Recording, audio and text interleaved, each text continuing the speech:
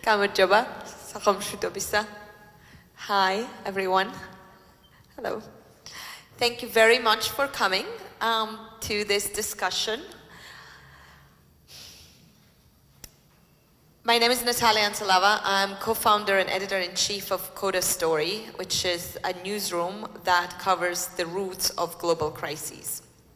One of the crises that we cover, and it's actually one of our most popular verticals, is the rewriting of history, which I think is among the most important, most crucial dilemmas and crises of our era.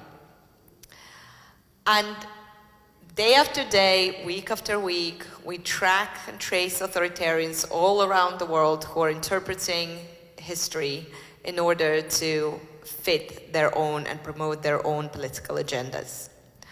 But perhaps nowhere is this rewriting of history and weaponization of history is as profound and consequential as in this part of the world where we all live in the shadow of the history rewriter-in-chief, Vladimir Putin.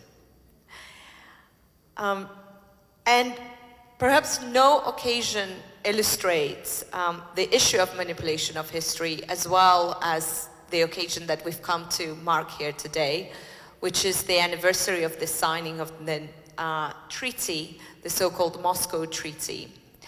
A really incredibly significant event that has been more or less written out of Georgian history books. Not entirely, all thanks to the great work that's done by Sovlab that is hosting this event together with the US Embassy, an amazing organization. In so many ways, the treaty and the acceptance by then Soviet Russia of Georgian borders, as we know them, completely shatters the myth that the Kremlin has used again and again to promote its agenda in the Caucasus and in Georgia.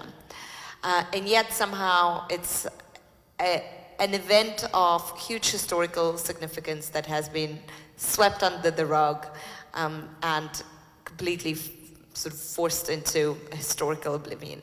So why do these historical events keep getting swept under the rug, and what can we do to make sure that they don't?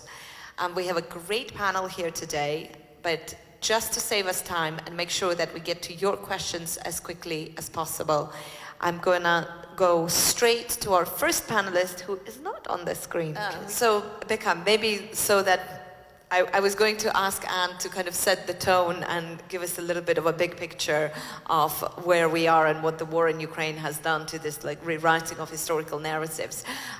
But since she's not with us quite yet, maybe we can start with you, and maybe you can give us a little bit of a historical context on how, on the importance of this treaty, of the Moscow Treaty, and the significance of the fact that it's missing from today's kind of discussion of the Georgian history. Right, thank you. This treaty has several dimensions. Domestically speaking, Georgian historians tend to say that this 1927 May Treaty facilitated invasion of Georgia to Soviet Russia. And there were some clauses in this treaty which enabled Communist Party to come out from the underground, and it legalized Communist Party. In 1920, immediately after the treaty, Soviet embassy was established in Tbilisi, and it was full of covert agents, so like several hundred agents who, under the diplomatic protection, sabotaged country.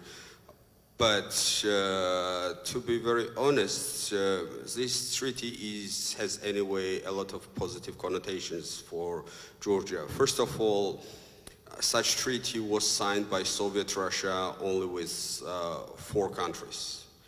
It was 3 Baltic countries and Georgia. Soviet Russia didn't bother to sign similar treaties with Armenia and Azerbaijan.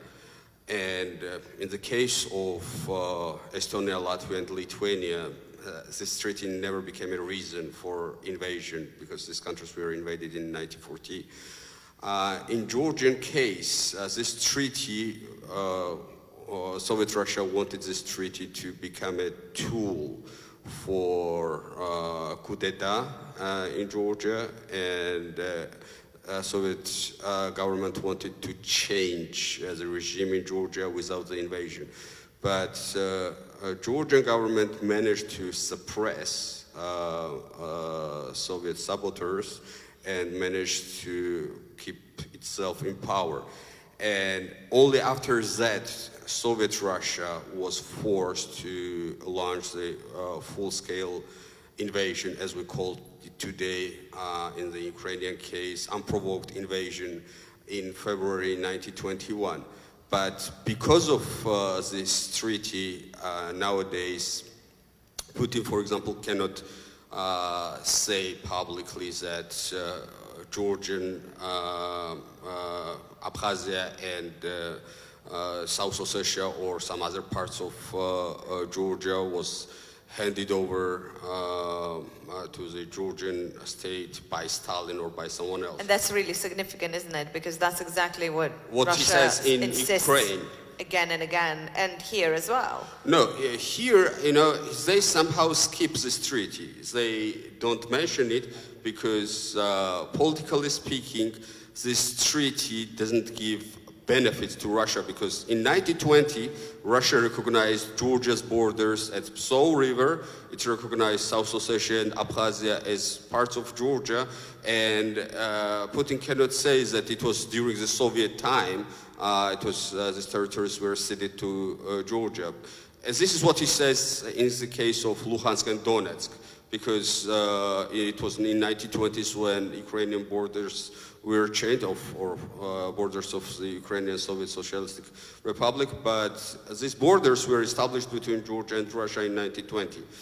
And then, for the legitimacy of the country, it's also very important because in 1991, when Georgia's independence was restored, in the referendum, the question was asked, do you agree to restore Georgia's, not to declare, but to restore Georgia's independence on the basis of 1918 Independence Act? And to this was very important 7 May 1920 recognition by Soviet Russia, because due to this recognition, Georgia, for the West, for the Western countries, became like fully, legally speaking, independent country. And only after this recognition and only after this 7 May Act, Georgia was recognized de jure by the Allied powers, like Great Britain, France, Italy, and the others.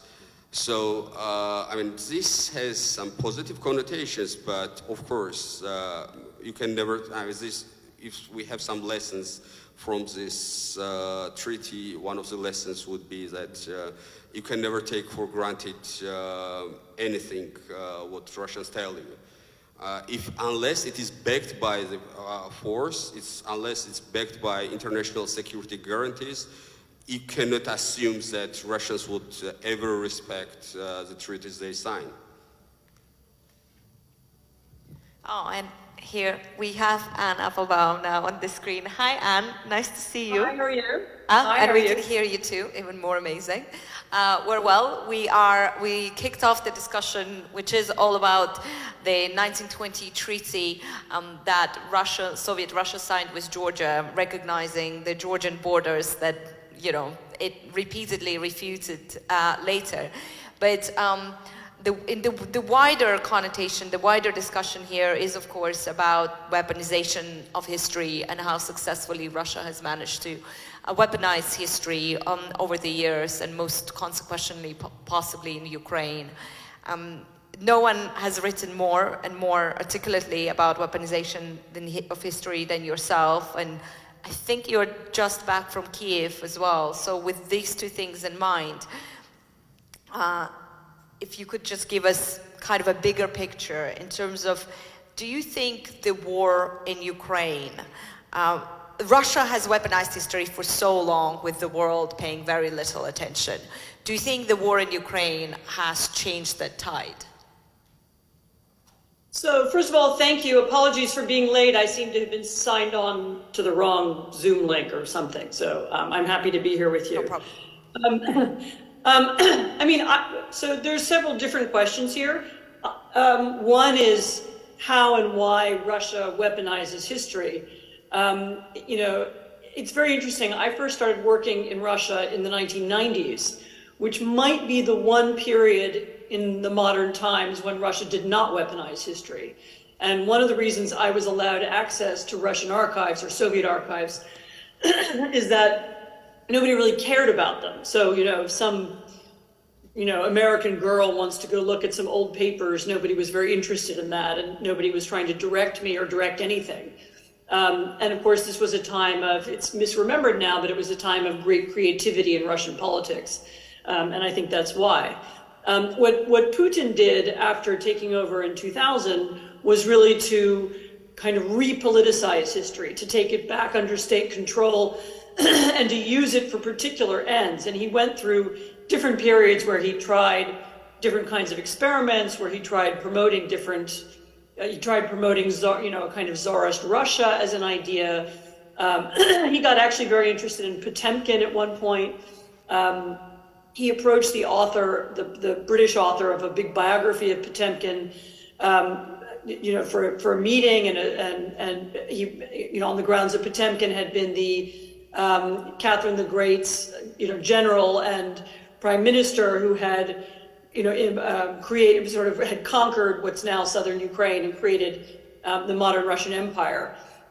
He then kind of defaulted, and I think because the rhetoric of imperialism just wasn't powerful enough in Russia, and he kind of defaulted to World War II, which is where we are now, and the desire to remember, this moment of imperial victory when, so not Russian imperial victory, but Soviet imperial victory when the Soviet Empire extended all the way to Germany. And of course, that's the period that he remembers. He remembers himself being an officer in the KGB in East Germany, so he's effectively a kind of member of the Soviet occupying force there, and that's the nostalgia that he seeks to tap into, and so what's important about it is the way in which it's not history for its own sake. I mean, I suppose the distortion of history is bad enough. It's the use of history for particular political goals, and in his case, the goal was to offer, to create some kind of unifying narrative for modern Russia, to justify his own power. So he's styled himself as the person who will bring back that kind of, imperial reach, to bring back that Soviet empire. And also the person who will continually remind Russians of the sort of blood sacrifice and the danger they fought, at a time when, of course, most of them, in an era that most of them really don't remember. I mean, almost nobody alive remembers fighting in World War II now. Actually, I think probably nobody.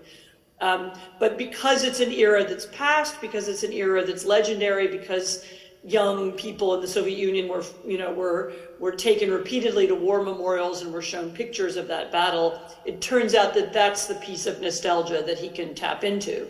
And that's why we have this weird rhetoric about, the modern Russian army fighting Nazis in Ukraine, when, they're fighting, in fact, a democratic state with a Jewish president.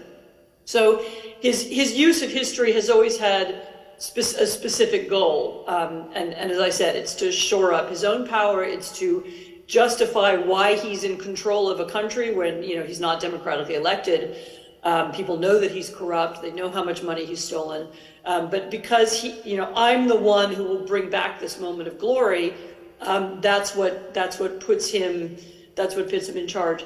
I mean, I don't think there's much that the outside world can do about his weaponization of history. I mean, there are very good histories of Russia written by other people.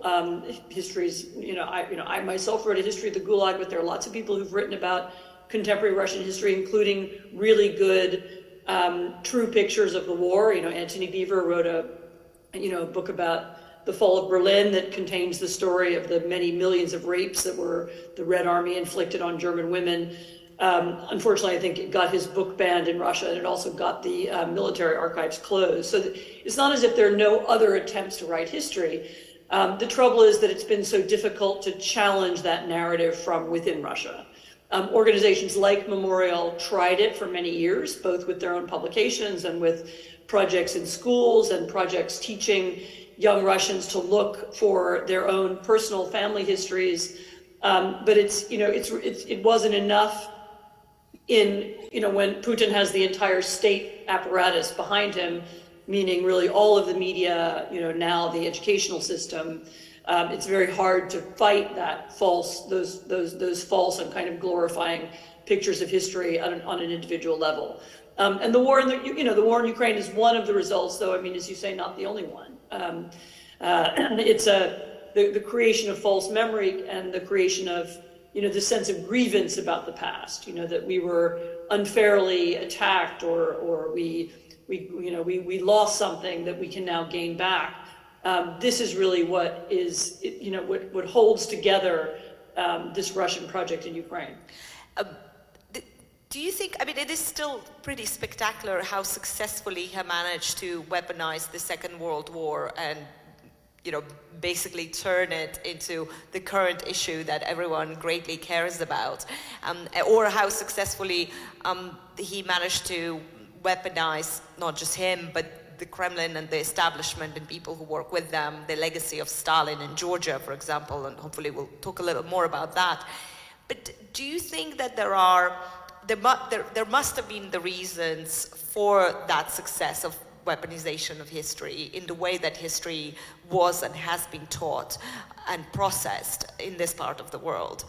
Do you think the war in Ukraine will fundamentally change the relationship between sort of politics and history? So I think the reason why it's successful is less to do with the nature of the Russian school system, which I gather, I haven't looked at it recently, but in the past was thought to be wildly varied. There were some very good teachers and there were very bad teachers, and you could get a whole, actually the colleagues from Memorial will know more about this than me. You could get a whole range of different teaching methods and styles and textbooks. But what I think well, first of all, I should say that to the degree that it is successful, the propaganda is because it builds on a sense of grievance and loss.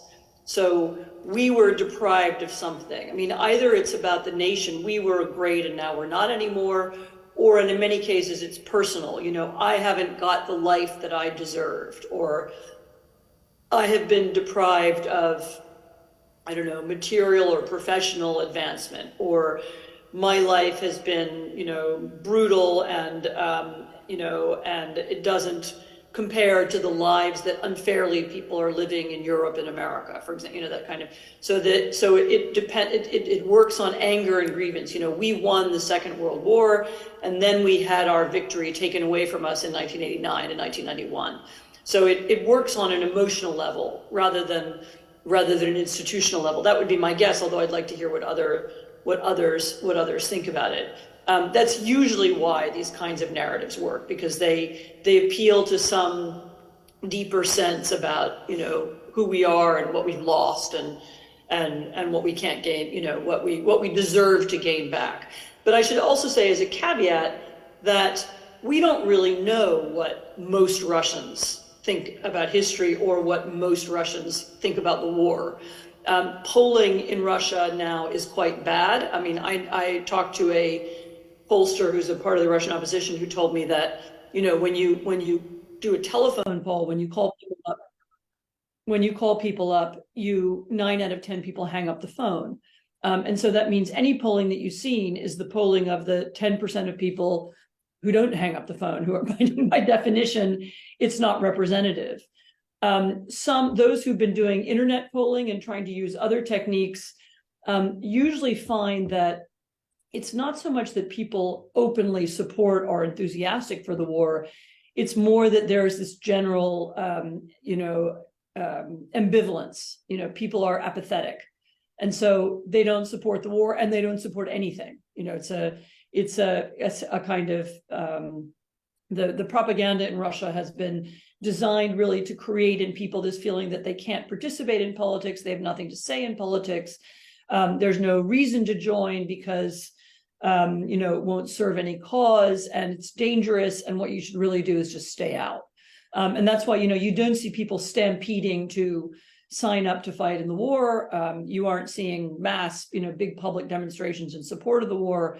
Mostly you see people staying out. So I think you know, to the extent that these narratives work, they might be pretty shallow. I mean, we don't, but as I said, we don't really know. Yeah, I want to bring it back to Georgia and pick on one of the points that you made. And Georgi Kandelaki, who is with Sovlab now, was with the Georgian parliament for many, many years. And Georgi, you've done so much work on kind of the Stalin legacy and disinformation and rewriting of history. I wonder if you can pick up on the point that Anne made about this being built, you know, the success of weaponization of history being built around the grievances, and whether actually the case we're sort of discussing today of the treaty that completely debunks current Russian myths around Georgia and yet is almost forgotten and not really celebrated, advanced as a narrative within Georgia itself, whether, you know, that illustrates a completely different point of that success of weaponization. Thank you, Natalia. It's really fascinating, the grievances angle, but I still think the success of weaponization of history by what is now popular to call Russian disinformation in Georgia is more embracing a lack of knowledge, or rather the systematic weaponization of history, systematic distortion of history for 70 years, with which in Georgia specifically the Soviet Union and later on Russia and its allies have been very busy with. And indeed there can be very few examples, such as the formal reason of our gathering today, the Treaty of 1920. Similar treaties that have already been mentioned, that the Baltic states concluded with Russia back in the day, are widely regarded as, in their sort of public discourses, as key sources of legitimacy of their independence and sovereignty. Yet this treaty in Georgia, which was even signed slightly earlier than some of those treaties, later than Estonian, but earlier than Lithuanian, for example, is entirely forgotten from our collective memory, so to speak. In Georgia, perhaps still the best example of this distortion of memory is the success with which it has become now possible to integrate or aggressively push the image of Joseph Stalin into Georgian patriotism. I just was reading news this morning, and a new poll has suggested that the number of people in Georgia who believe that Georgian culture was better protected under the Soviet Union has jumped by 12% and is in the 40s. In an earlier poll from last year, around half of Georgians say that a patriotic Georgian should be proud of Stalin. I mean, if you as a Georgian believe that you could be proud of Stalin, even a little bit, are you more likely or less to consume and be open to other kinds of Russian propaganda? Somehow this success of Russian propaganda has taken place under the Western radar, the Western agenda to counter Russian disinformation. And one of the things we're trying to do at the Georgian level, I think it's a bigger problem, but in Georgia it's more acute because the propaganda has been able to instrumentalize or tailor Stalin's Georgian roots very successfully to the situation, specifically in Georgia, because he was indeed from here. What we're calling for is for sort of review of the modus operandi of Western counter-disinformation effort, and to integrate the question of memory in it. I mean, the Russian state, Vladimir Putin, openly say that memory is the issue number one. It's the issue of existential significance. So to counter something, how can we successfully counter something without dealing the most important issue of that something according to our adversary? I mean, I'll end up with just one more example, which is a striking one in my view. From an earlier poll, a couple of years back, around 40% in Georgia say that they believe that Joseph Stalin was a secret Christian and a patron of the church. It sounds bizarre, but it's a very credible survey. So to convince almost half of population into such an outlandish lie, it is a success by any measure. And I'd love to come back to you in a second on that question of whether memory should be part of the Western counter-disinformation effort. But before that, Jason Steinhauer, you are a public historian. You work a lot on the question of social media and historic narratives on social media. And a lot of what Georgi was just talking about, a lot of the success of these pretty blatantly fake narratives would not have been possible without the social media that has fueled the proliferation of these narratives, especially in countries like Georgia, where platforms like Facebook is the internet here pretty much. So I wonder, as you listen to this discussion, would we be even having it had it not been for social media, and what can be done on that front to counter it? Well, I think the first answer to your question is yes, because history has a long history of being distorted and weaponized. And it's not solely in a Russian or Georgian context. I specialize in American history and Jewish history, and I also do public history, as you mentioned. So I've spent my entire career thinking about how history gets utilized in the public sphere and how people learn about history. And I would say that history has been a weapon ever since the history discipline came into formation. Now the question is, what are you using that weapon for, and what side of the war are you on? I mean, I could make the argument that history has been a weapon in the fight for democracy. It has been a weapon in the fight for human rights. In the case of the Holocaust and Jewish history, history has been an effort in the fight for justice, a weapon in the fight for justice. But I think the issue becomes when history is used for the inverse, when history is used to suppress human rights, when history is weaponized to suppress democracy, and when history is utilized and weaponized in a way that leads to genocide and murder and other violations that we deem to be abhorrent. History as a discipline relies on revision and rewriting. We as historians are always revising our understandings of the past. So when people use this word revisionism or think about revisionist history, oftentimes journalists and politicians will talk about this as a dirty word or a dirty phrase with negative connotations. As historians, we see this as endemic to the work that historians do every day. In the United States context, for example, our understanding of the Cold War is being constantly revised. As we find new sources, as new archives are uncovered, as we think about the Cold War from new perspectives, there are scholars in the United States right now who are thinking about how civil rights and race relations factored into the Cold War. That is completely revising our understanding of American foreign policy as well as other actors in the Cold War space in the Cold War era.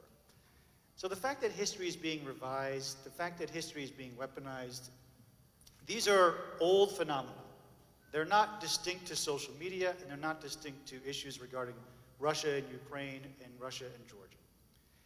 One new ingredient in this formula, however, is something that you mentioned, that is social media. So I actually wrote a book about how history gets communicated on social media. It's the only book that I know of in existence that talks about how social media has changed what we know about the past. And one of the arguments that I make in the book is that the more we use social media, not just to communicate about history, but to communicate about everything, the more we use social media, the more its values become our values. So in other words, when we use social media to communicate about history, we actually don't end up learning that much more about history than we did before.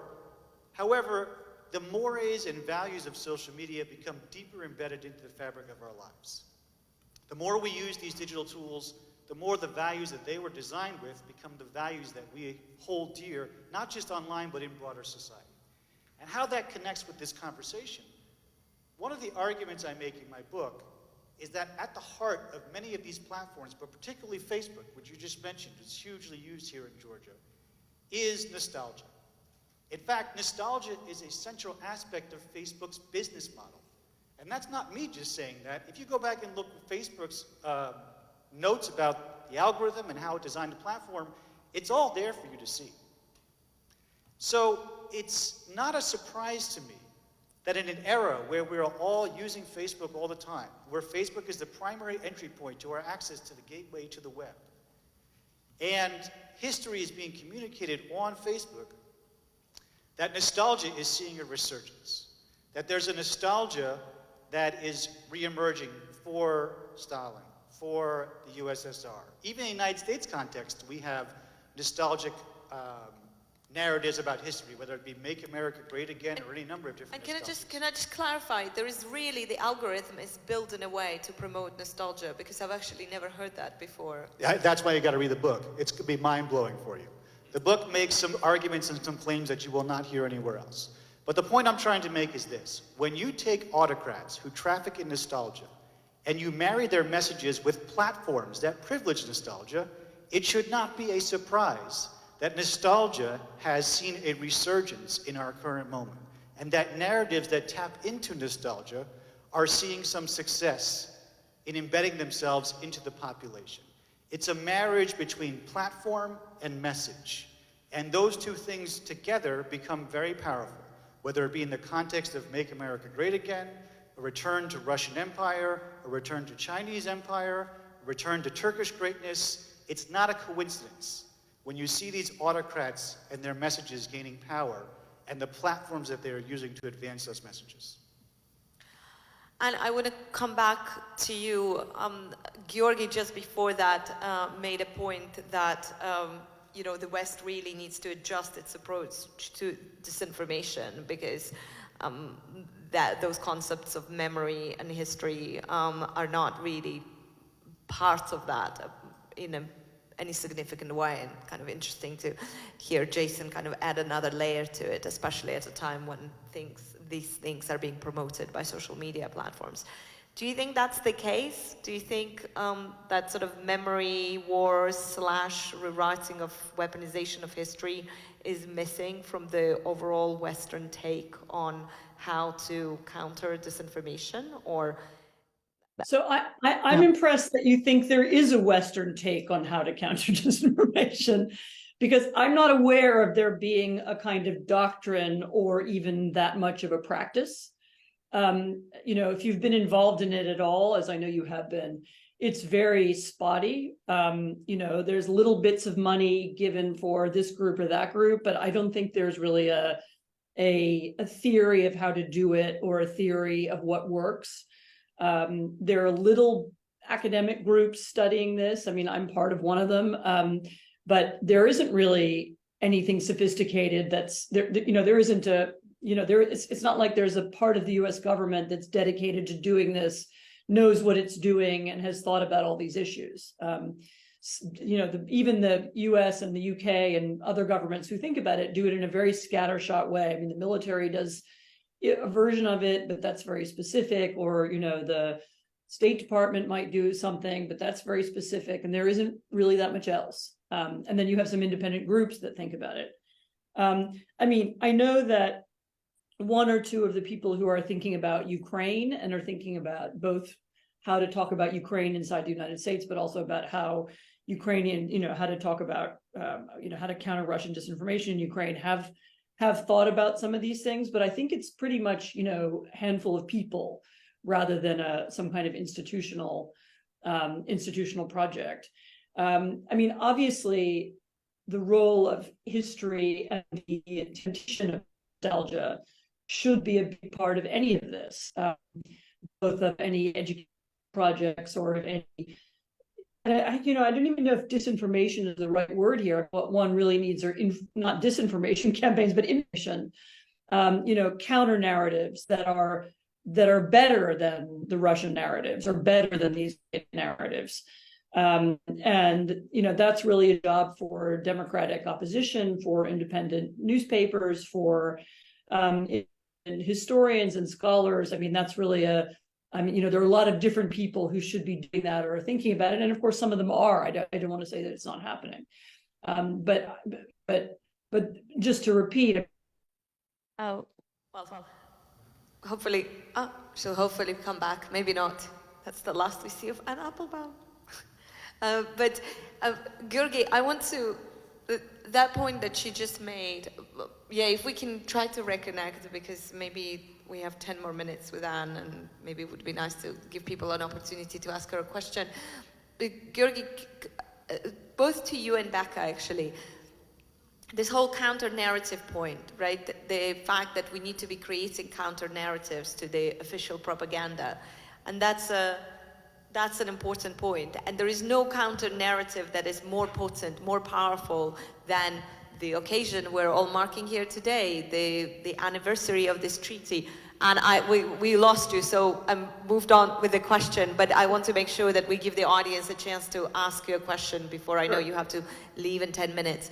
But very quickly before that, and yet, there is this anniversary of this treaty that offers such a powerful antidote to the Russian disinformation in Georgia, and yet it's marked with a handful of people, and Sovlab and the US Embassy. There is no government marking of this treaty. There is no event. There is nothing. And that's a very low-hanging fruit. We could be using this to create that counter-narrative. So why isn't that happening? If you can address both of you, actually, both you and Becca, if you could address it very briefly. And what do we need to do to make sure that occasions like these are actually weaponized by the other side, so to say? I think there are two systemic problems very quickly. One is the modus operandi of still the small but nevertheless whatever institutional means both the European Union and the US government have devoted to countering Russian disinformation, which has become fashionable in just some years, since 2016. The modus operandi of these efforts is mostly focused on sort of analyzing the disinformation narratives, the enumerating, publishing newsletters, fact-checking, and producing products that don't really impact, or impact very little, the public opinion, whereas the Russian effort, in Georgia in particular, is very much producing stuff that engages the masses and does impact the public opinion. I think that is one thing that we as people who are interested in these issues encounter every day, and the other has to do with a more sort of bigger problem, which has to do with the lack of conclusion of dealing with the Soviet Union as such. There has still not been a universal Western sort of consensus on what was the Soviet Union. There has not been, we still keep going to this problem of not having an equivalent of some kind of Nuremberg for communist crimes, so to speak. And that is this void in which the Russian effort is tapping very successfully, I think. That's great. Becca, do you have anything to add? I think that it's a major issue is that the Democratic Republic of Georgia hasn't been not only not recognized, but it has been even invisible, both to the Georgian public and politicians, but also internationally, right? I mean, this country has not been acknowledged by public, by historians. But it was quite a successful country. So there were only 6 countries of the Russian Empire, or former territories of the Russian Empire, who adopted constitution, who held elections based on universal suffrage, who were recognized de jure. Those were Finland, Poland, 3 Baltic states, and Georgia. So in the Caucasus, Georgia was the only country to be recognized internationally and to adopt constitution, so on and so forth. But this has not been discussed inside Georgia, inside the public, and current discourse in Georgia history is still pretty much Soviet. And this country, the Democratic Republic, has been labeled as non-nationalist, as non-patriotic, with the government who fled, and that is why we just discard its achievements. And that is why we don't consider 1927 May Treaty as achievement, but as a failure. So I think that, first of all, we historians have to make some work, like to write books, to educate the public, and then this narrative can be somehow challenged. That's really fascinating, and that, of course, goes straight back to the fact that does the West still not know what to do with that thing? The West, does the world still not know what to do with that thing called the Soviet Union? And do you agree with that? And then knowing that you need to go, I want to give people an opportunity to ask you maybe one question, maybe even two. Okay, we've got one here and one more. And then we'll let you go, and we can, I think, stay for a few more minutes. Do you agree with that, that the world still doesn't know what to do with the Soviet Union and its legacy? Yes, I mean, discussion of the history of the Soviet Union varies a lot. You get very different versions of it in different places. So it's hard to speak generally about the world. In the US, there's, you can range from total ignorance to pretty sophisticated courses being taught at good universities. I mean, you can take Tim Snyder's courses at Yale and learn quite a lot. So it's so it really depends. I mean, in a way, it's a good moment to talk about the Soviet Union, because the difficulty of it in the past was that the history of the Soviet Union was politicized in a Western context. So I don't know, this is very crude, but more or less people on the left and the West were very worried about criticizing the Soviet Union because it felt like a criticism of them. And people on the right, used the history of the Soviet Union to fight against people on the left. And so that made it a more distorted. And of course, now it's taken out of the context of contemporary politics mostly. And so it's now actually a pretty good moment to write about it and talk about it in a more objective way. And it's also kind of, now 1 or 2 generations apart from the present. So it's a lot of the history that's written is pretty good. I mean, to the extent that it's written. But yes, I mean, I think anything that encourages deeper and better historical knowledge and understanding would be of great use. I mean, I think many of the misunderstandings of your part of the world from my part of the world do come from this really incredible, historical ignorance rather than anything else. So thank you. We have one question, and if there's one more, let's see if we can manage. Thank you. Yeah. Hi, Anne. This is Georgi Badridze. Great to see you. Short question. I'll try to make it short. The West never really lacked great experts on Russia, whether historians or the people who really understood well how Russia operated. And yet, we have observed, including in our lifetime, a series of blunders which have led us into a real disaster. One of the reasons is that those experts were not always listened to or taken seriously. I was in London when our good friend Ed Lucas published his The New Cold War, and I remember the reaction, ranging from laughter to frowning upon and lots of other things. Do you feel that yourself, people like Ed, like Stephen Kotkin and others, are now listened more and taken more seriously after Ukraine? Yes, probably. I mean, certainly, it's funny, I wrote a book on Ukraine that was published I think in 2018 anyway, 4 or 5 years ago. And it became a New York Times bestseller in the spring of 2022, having been, as an old book. And that was because suddenly people wanted to know about the history of Ukraine.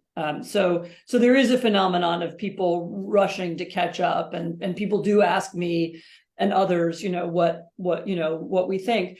I mean, be careful, because of course people, at any given moment on any issue, domestic or foreign, you can always find people who are right and people who are wrong, and the people who are right were often ignored. I don't know that there's a special conspiracy about this period of history.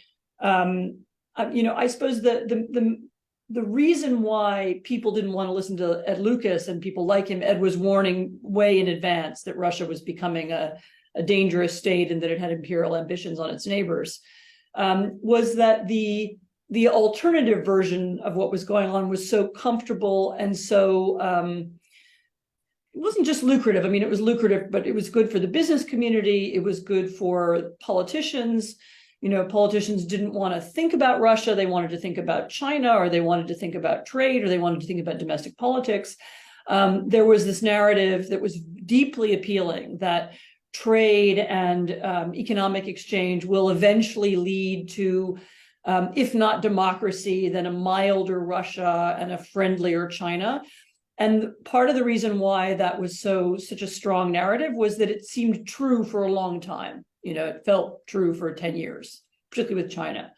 And that the signs that it was breaking down were kind of rejected by people who were just so invested in this idea.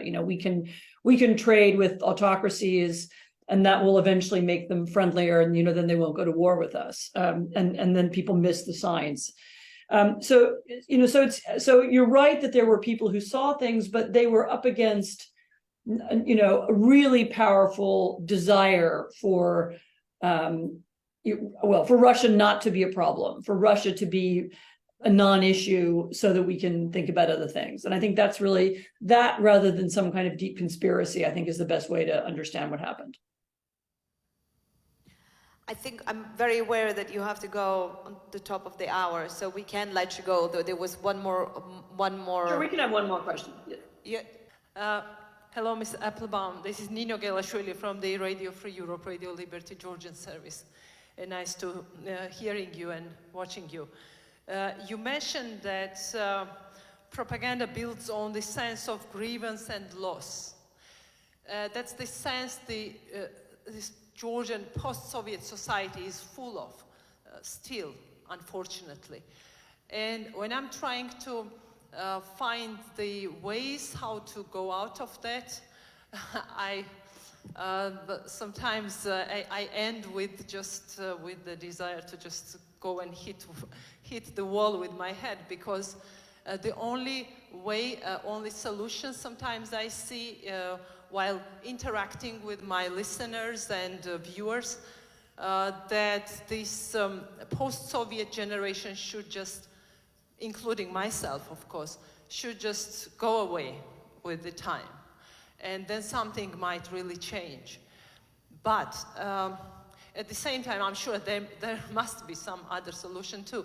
So what would be your, not maybe a ready answer, but for changing the soil in a country like Georgia to be less helping, less useful for Russian disinformation and propaganda? Thank you. So that's a very, very broad and very difficult question, as you know. I mean, I think most of it has to do with, how do you get people to focus on the future rather than the past? How do you get people talking about how to improve society now? What really can be done? Where is the place where people can actively participate in change and making things better? And getting people to focus on the real world rather than this kind of fake world of culture wars and history wars. How do you get people to focus on real? That, by the way, was the basis of the Biden presidential campaign. Get people to talk about real issues rather than, grievance and culture wars. I mean, by the way, this is a problem in the United States and other countries, not just in Georgia. I also, I don't have a full answer to this, but I've thought a little bit about it. I mean, what are the other emotions that people have that you can appeal to besides grievance? What is it to their curiosity, to their sense of excitement, to how do you get people to how do you draw people into more productive conversations and better discussions? I mean, it's not really about inflicting a version of reality on people. It's about getting people to think more deeply, to be excited, to be moved by things, to be inspired. I mean, it's really about things like that. And that's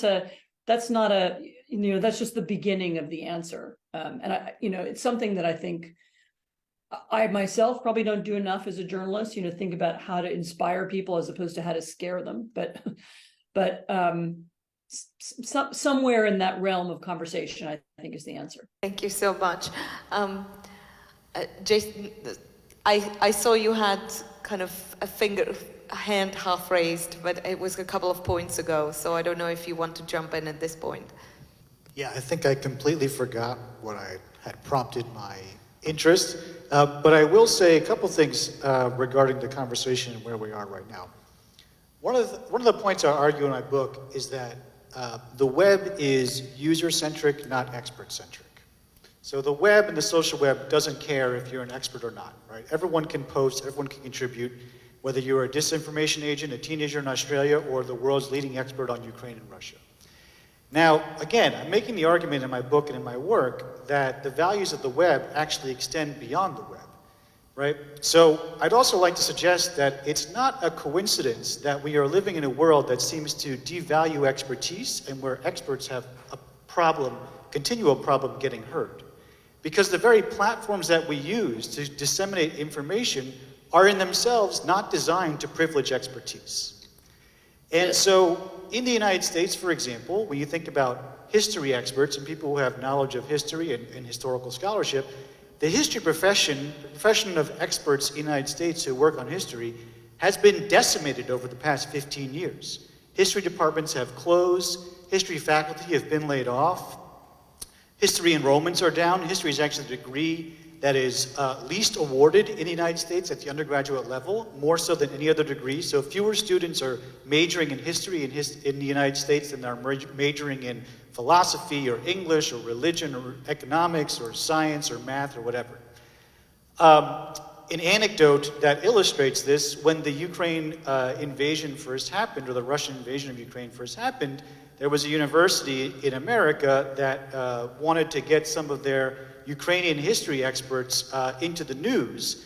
And so the public affairs people called over to the history department and they said, hey, is your Ukrainian expert available to talk to us about the situation? And they had to tell the public affairs officer that actually that position had been eliminated 10 years ago because nobody thought it was necessary, right? So one of the ways that we combat this is a very obvious tool that we have in our tool belt, which is we need to get people studying history inside history classrooms with history experts. And I can tell you in the United States, in addition to in Europe, where I'm going to be for the next 5 weeks and where I was last year as well, this is becoming a huge problem. In Europe, they're facing similar phenomena as they're facing in the United States. Declining history enrollments, lack of funding for historical scholarship, history professors being laid off or consolidated, and when historians retire, their jobs are not being filled. So one of the ways we can make ourselves more resilient to historical disinformation and weaponization of history for negative aims is to actually invest in positive history, invest in honest, accurate historical scholarship and the experts who do it. I've been very pleased to see the U.S. Embassy and others supporting the work that Sovlab is doing, but I have to say that's an exception, not the rule. In the United States, there's really only one place left that funds history. It's the National Endowment for the Humanities. Even the Mellon Foundation, which for years and years and years supported professional history, has stopped supporting professional history. So we have a real crisis of history expertise in the United States that's brewing, and so it doesn't surprise me when people say, why didn't we listen to the experts? Well, the environment and the climate make it very hard for the experts to get heard. I'm going to have to sign off now because this was originally scheduled to go until the hour. So thank you very much. I really Thank you enjoyed so being much for having us, for virtually. coming along. Yeah, great to see you. Thank you so Thank you. much. Thank you. Thanks. There was a lot of enthusiastic nodding here. About the crisis of historical expertise. Can you reflect on what Jason just said, but with a little bit of a Georgia focused, what should we be doing? What should people in this room be doing? What can we all be doing so that we remember that and not this? One of the pioneers of doing what Jason has just very crucially underlined is Becca in this country with the Modern History of Georgia program at Ilia State University. But I really want to support the argument that was made. I have been emphasizing the importance of integrating history into counter-disinformation, Western counter-disinformation agenda, and bringing historical research to the masses. But that is not at all to downplay the importance of historical scholarship and research. And perhaps there can be no better example of that in the Georgian context than the example of the lack of historical scholarship on the question of Joseph Stalin and Georgia. There are numerous books on Joseph Stalin and different aspects of his life, but it so appears that there has not been written any single credible work on Stalin's role in Georgia's 20th century history. However paradoxical that it sounds, there has been written literally nothing on this question, which is really striking, fascinating, tragic. This is something we're trying to correct with a project on Stalin that we're running. But until now, it is a fact. There is no work on Stalin's role in Georgia's history, which really can be summarized in one sentence: stealing the 20th century from Georgia. Georgia was a functioning democracy with democratic institutions, as Becca has just mentioned, and Joseph Stalin, because of his personal agenda and other considerations, viciously lobbied for the invasion of Georgia, Soviet-Russian invasion of Georgia, to start as soon as possible, despite the treaty that brings us together. In fact, if you have time and if you speak Georgian, we'll try to put that out with English subtitles. There is an absolutely fascinating radio interview of Grigol Uratadze, who was a member of parliament of the Democratic Republic of Georgia, and the person whose signature is on this treaty, the government negotiator who signed this treaty on behalf of Georgia in Moscow. This interview is recorded in the 50s for Radio Liberty. Radio Liberty's archive is a real treasure. And he recalls the process of negotiations and his personal interaction with Stalin and Orjonikidze, who was his man, and recalls how opposed Stalin was to Georgian independence, and how he promised that this mistake, the treaty, the recognition of Georgia, would soon be corrected, and indeed it was. And one of the consequences, and I'll stop there, of this integration of Stalin into Georgian patriotic discourse, of somebody who initiated the destruction of democratic Georgia and internationally recognized Georgia, is that our society still endures in the paradigm of nationalism that Stalin established. So one of the things Stalin did that endures to this day is the reformatting of nationalism, the patriotic discourse. Georgia as a modern political project was a Western-inspired project, one can say, with the civic nationalism, the idea of citizenship at its forefront. It's what Stalin did, and he was personally involved in this. He deleted that sort of layer and brought the ethno-nationalistic element to the forefront. We still live there, and the discourse of late 80s, early 90s, when Georgia regained independence, was evolved in specifically that paradigm. And if you look at the newspapers and the media of late 80s, early 90s, when this patriotic surge is blasting, the Russian imperialism and the Soviet Union and so forth, but not Stalin. He was beyond that. Yeah, absolutely. Yeah, I couldn't agree more with the fellow panelists. And let me give you more like say, historian's flavor, historian's background of this issue. I mean, I consider this trouble as my life mission and the life mission of historian in Georgia. You know, history and historiography isn't a field which can give you like this and that amount of income at the end of the year. I mean, it doesn't produce income. I mean, it's not a Coke factory or the bakery to produce some amount of money. But on the other hand, history and collective memory and historiographic narrative is driving country. And it's driving Georgia to the wrong direction for the moment.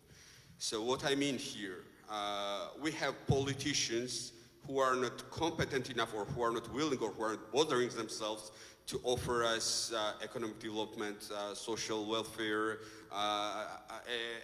reforms in education, modernization, so on and so forth, but they're offering us some ridiculous claims about protecting Georgianness or Georgian identity, and this identity is attacked by someone, so on and so forth. So this comes from the collective memory, and a wrong collective memory, which is a Soviet legacy in Georgia. And problem in Georgian historiography is that it's very much isolated. It's more isolated than maybe most of the other fields. So when I was student, undergrad student, I barely knew 2 or 3 Georgian historians who would speak other language than Georgian and Russian. So, I mean, they were like all Soviet scholars or scholars with Soviet training, right? And then we can speak about new generations in historiography, but I mean, this is, Soviet scholarship is regenerating. You know, if you don't invest in it, as it was rightly noted, you know, old scholars produce new scholars of the same type. So what was our mission? Our mission, and then there were very few very talented new generation scholars coming to the historiography, because historiography and history is not supported. It doesn't have money, and you are doomed to be poor. You know, why you choose then to be historian? You go elsewhere. And then this narrative about protecting Georgianness, and politicians use this narrative for the elections. So when you elect someone with the ticket of protecting Georgianness, then this guy will never offer you economic, social, educational, and other reforms, right? So what we wanted to do, like, you know, very enthusiastically, to open a new program where we would bring in international scholars. This program is chaired by Stephen Jones, Professor Stephen Jones, and myself, and we have all the international scholars there, like Alex Mikhaberidze, Ronald Suni, and many others. And I mean, here are representatives of Adenauer Foundation, and I want to express to them my gratitude because they're patroning and sponsoring our program. And I would encourage anyone, and here is Chris, and the US Embassy has done a lot to support the development of historiography in Georgia. So I would encourage anyone, like, invest if you want Georgia's better future, if you want improvement of Georgian democracy, invest in historiography in Georgia, because it matters, it is important. I'm afraid we're out of time, but with the permission, if we can take 10 more minutes to, if we have questions. Oh, you remembered what you were going to say. Okay, can I just get a sense of what the question, do we have any questions from the audience? Anyone has any questions? Okay, 1 and 2. Okay, we'll come to you. Do you want to? Yeah, just real quick, I remember what I was going to say. Time consuming. To do good and accurate history takes a lot of time. To say something that is a lie or is false can be done very quickly. We were talking before about the difference and why disinformation and how you fight it. To me, part of this is structural, right? If you just want to say whatever you want, You can say it in an instantly gratifying fashion and push it out according to the rules of the social web or whatever medium you're operating in. If you want to say something that is accurate, that is honest, that is deeply researched, that involves resources and that involves time. So invariably, it will not be able to be pushed out as fast as something that is just completely made up. So that is one of the structural challenges that all democracies are facing and all experts are facing inside this current information environment. Let's take the question. Yeah, if you just speak up, I think we can hear you. Hello, good evening. I'm a student of international relations, and I'm interested in one thing. Like other post-Soviet countries like Estonia, Lithuania, and other countries developed democracy, and they gained steps in democracy. And what is the reason that Georgia is still in the state of fighting for democracy, fighting for media freedom, and what are the current steps that we can take to change that and change corruption and these things? Thank you. Good question. Becca wants to have a go. If I may answer to that question. So, there is some prejudice among Georgians that it's from mother's womb that Baltic people are born more democratic than here with Georgians because we are Eastern Oriental and stuff like that. I don't think this is true, and here's the reason lies exactly in 1921 Russian invasion. So the Democratic Republic of Georgia, by any measure, was not worse country than any Baltic country. Because, for example, elections were held in Georgia earlier than there. Georgia was, for example, recognized de jure earlier than Lithuania. Georgian political system by far was not worse than theirs. In many ways, it was even better. But there are several other variables. So, for example, in the Baltic region, level of literacy was higher than in Georgia at that time, and then their republics had longer lifetime. So they survived for 22 years, and several generations, so at least 2 generations, were brought up through the national curricula there. So modernization of these societies took place in the independent countries, right? What happened in Georgia in 1921, in 3 years, it was, of course, impossible to modernize the entire society. So, for example, by 1918, number of public schools in Georgia was 850, and in 3 years, in 1921, it was already 2,100. And this was an evolving process. But it never was finished. It never was finalized. The government opened the first university in the South Caucasus, and the process was going to the right direction. Had Georgia had these 2 decades of independent development, then this modernization would take place throughout the entire society. What happened in 1921, Soviet Russia invaded the country and they cleansed the elites. And then they urbanized illiterate society and educated this illiterate society through the ideological doctrines. So Georgian society, even, I'm sorry to say this, but even anti-communist dissidents of 1980s, they were Soviet. I mean, they were in many ways Soviet people. So this radicalism which is prevailing in Georgia is very much Soviet legacy. And immaturity of the society is also the same. So I would give you 2 comparison of the 2 events. In 1989, 2 events took place, one in Baltic states and another in Georgia. Baltic states, there was marked 50 years anniversary of Molotov-Ribbentrop Pact, so Baltic Way, Baltioskelia. And in the chain, there were 1.5 million people from Tallinn to Vilnius, and overwhelming majority of these people were elderly. The ones who remembered independence, Estonia, Latvia, and Lithuania.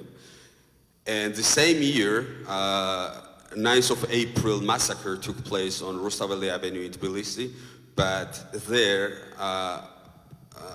the protesters were youngsters, right? Older generation was absent there, and nobody on 9th of April had any memory or even any knowledge of the First Republic. So this was quite a game changer in the development of the societies. Just very quickly, I agree with everything Becca said, but even more simplified terms, in the collective identity, one can say, in the Baltic states, their identity is defined by a very simple narrative that, you know, we were, by the standards of the time, more or less successful countries, and then these guys with leather jackets came after the Molotov-Ribbentrop Pact, and then the direction of our countries was altered against the will of our people. In Georgia, the focus of patriotism, the focus of collective identity, who are you? If you ask an average Georgian, the focus is in the Middle Ages, in the kings and queens, with all respect to that part of our history, but that's where the main stuff is, not in the modern era. And precisely the focus of Georgian patriotism, which was eradicated by Soviet Union, was the focus on modernity, the focus on building a successful democratic European nation state with democratic institutions and elections and jury trials and free judiciary and so forth. So that is, I think, something into which our adversary has successfully tapped in, because for them these issues are not issues about the past, and in the same logic, the issue of how Stalin is viewed is not a historical issue for them, and from their perspective, from the perspective of Russian disinformation, that is right. They've utilized Stalin's Georgian origins. You know, one should applaud them for this success. It is an issue about the future. The more Stalin is liked by our society, the more vulnerable it is to disinformation. It's as simple as that. And I think bringing back the focus of our collective identity to modernity and reconstructing the real story of the 20th century that has impacted our reality today. As Becca said, for example, things like about the radicalism as being a Soviet phenomenon. And indeed, I cannot agree more. If you look at the cooperation between different opposed political parties in these 3 years of the Democratic Republic of Georgia, their ability to compete but agree, to form coalition governments. So far, the only coalition government in Georgian history was in 1918-19. For example, if you see, for example, I mean, in the parliamentary political process in parliament, how the ruling Social Democratic Party, which had enjoyed overwhelming support, would grant leadership in key committees to opposition, or even the security service, the intelligence service, was headed by a man who was more or less affiliated with the sort of center-right circles, with the government being center-left, or left, one can say. And these experiences, instead of becoming traditions, and indeed that is a kind of political sort of tradition upon which successful democracies are built. Georgi, can I just jump in? And I've asked you this question before, but you know, there's just like such obvious and dire need of heroes, right? There's a vacuum of heroes, constructive, like real heroes that aren't from the Middle Ages. You know, as someone who was in the government for a pretty long time, do you feel that you guys missed an opportunity to put a deeper foundation to counter what has since been such a massive attack? Yeah. Short answer is yes, of course. Things were done, but it was too little, too late. It's a separate conference why that was the case, perhaps, but the short answer, very, very short answer to that would be lack of knowledge. We know much more today than we knew 10 years ago. What do you think is that one thing that you could have done and didn't do in that decade in power, the UNM and the Saakashvili's government? Do you think there was one thing that could have been done then that you regret that hasn't been done? I think lustration and full publication of all archives, just blanket publication of all archives online. That is what we should have done, and archives is something we haven't mentioned, and the problem of it's more and more difficult to access archives. It's a serious problem, and it's an important example of what's going on today. But perhaps that could have made life of historians who came into profession of history now, some young historians, that could have made their work much easier. Yeah, that is something we must have done, but didn't do. Do we have any more questions? I mean, I think it's time to. Okay, 1, 2. No, can we have, because it's the second one, and then you can. Thank you. Greetings. I'm Georgi Pachuashvili from Tbilisi State University. My question concerns the Wari Treaty itself that we have gathered here to speak about. How would you assess the costs and benefits of the treaty itself, to analyze it deeper? Because the treaty is sometimes, and pretty often, as I have seen, despised from the people that have seen it or known it from the surface, because in popular narrative it's understood that the treaty caused the downfall of the First Republic, but the long-term results are not debated about.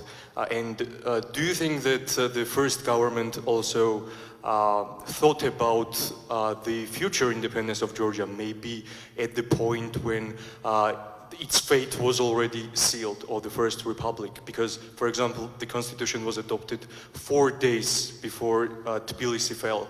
So what do you think the statesmen of those time thought about the implications of this treaty, the constitution, and all the legal documents that would seal our statehood legally in the history? Yeah, I partly answered to that question in my opening remarks, but just to revise.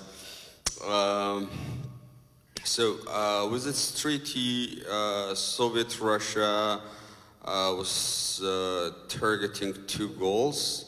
So at that time, Soviet Russia was fighting war against Poland, against General Wrangel's armies in Crimea, and at the same time, Soviet Russia was trying to bring about diplomatic breakthrough by concluding trade agreement with the UK, with Britain.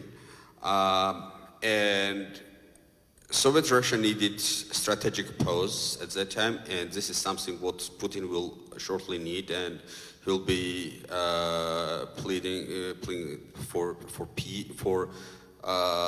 let's say ceasefire at some stage, most probably, but it will be strategic pause in order to come back with bigger and stronger armies in several months. This was one point, and another point, another reason why Soviet Russia needed this treaty was that they didn't necessarily wanted to invade Georgia. They would rather prefer to bring about coup d'etat in the country, like they did with Azerbaijan and basically more or less with Armenia.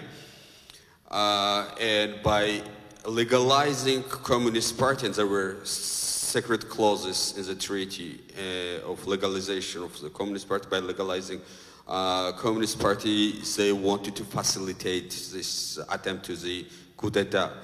So this attempt failed because Georgian security services were effective, and they effectively were arresting and deporting Soviet saboteurs.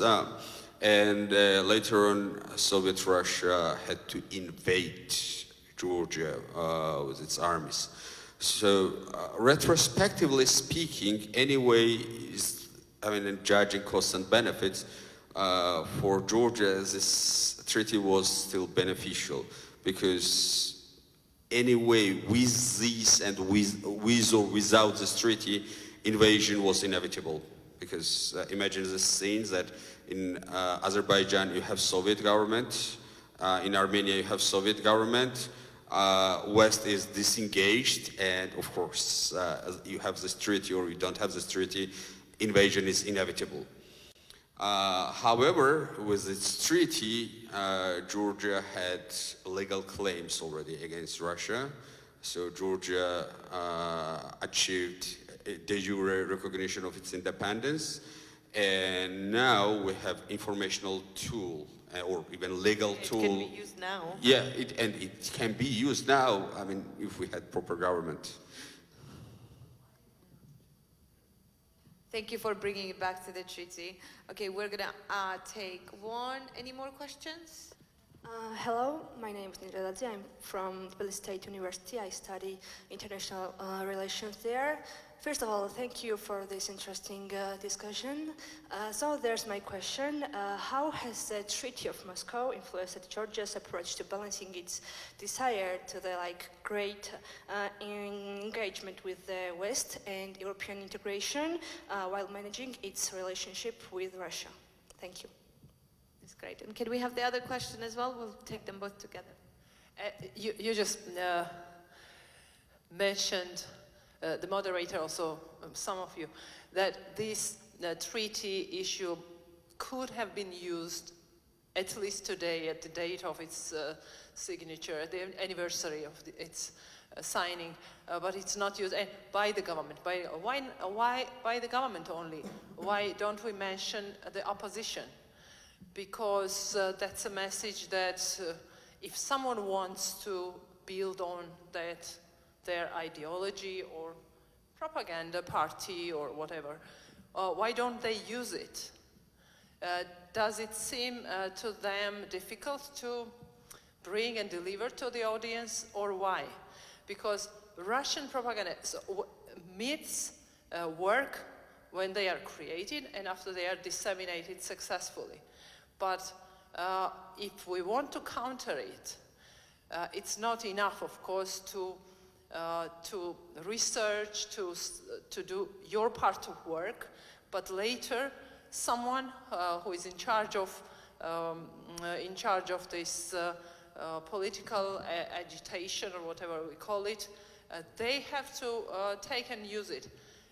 Yes, they might not be competent enough in history, sciences, but if I'm a politician and I want something to use for my politics, for my purposes, I can find you. Great question. Yeah, I think we got the question. So, Becca, first question for you, and second question for you. So, Russia is very well organized. Thank you.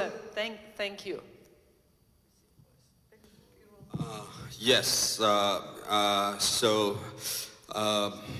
In the first half of 1920, or throughout from the end of 1970 to the second half of 1920, recognition of the Soviet government was out of question in the West. So nobody wanted to recognize Soviet government. It was like taboo, right?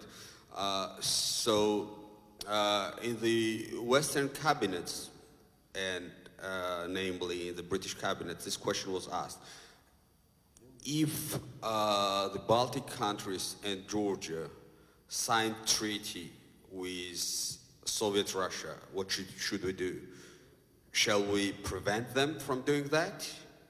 And the answer was that if we prevent them from doing that, then we should take responsibility of protecting them from Soviet Russia. Since we cannot protect them from Soviet Russia, then we just should stay neutral to such treaty. So from the Western perspective, it was not a crucial issue.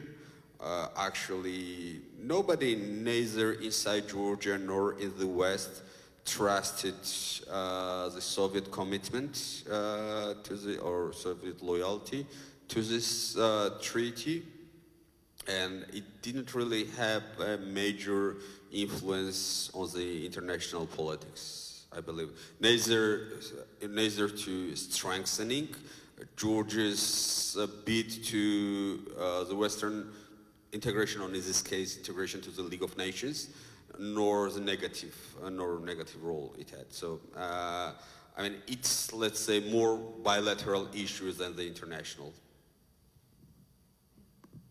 I'll add to that. We also have to remember the atmosphere at that time. The atmosphere of this, after the First World War, the enthusiasm for international law and legalism, one can say, and the belief in that now these treaties really mean more than they meant before.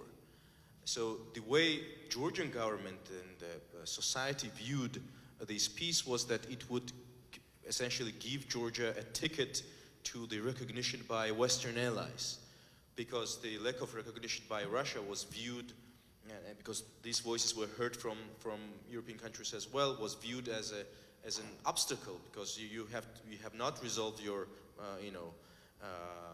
the Russian question, and so it was one of the reasons why the victorious nations at the Paris Peace Conference were not recognizing these new countries. And there were so many of them, and that's one reason why there were two kinds of recognitions at that time, the de facto and de jure.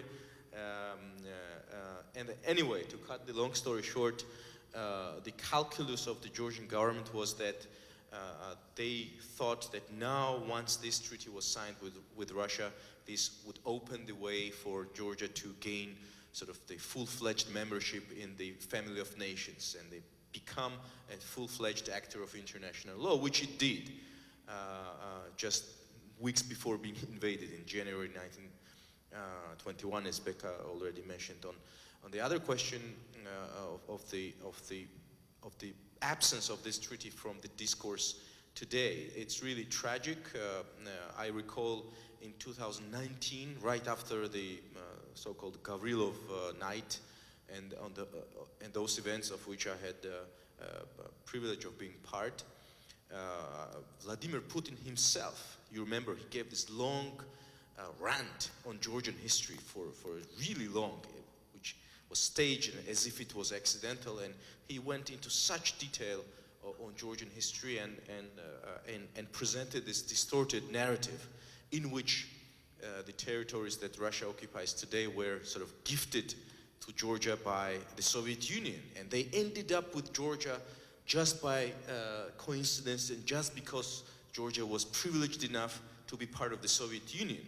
And of course, in Putin's narrative, there was no mention of the Democratic Republic of Georgia, or indeed the Treaty of Moscow. But the question is, why isn't the opposition doing no? There were. Not, I was not getting Putin. there. There were very few voices, myself included at that time, that tried to make this heard and tried to fill this void, and we had some press conferences at events at that time.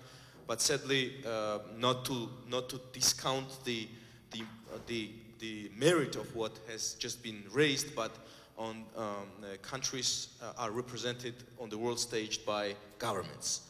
Oppositions cannot represent countries on the world stage. That's how it works. Not to discount what you just said.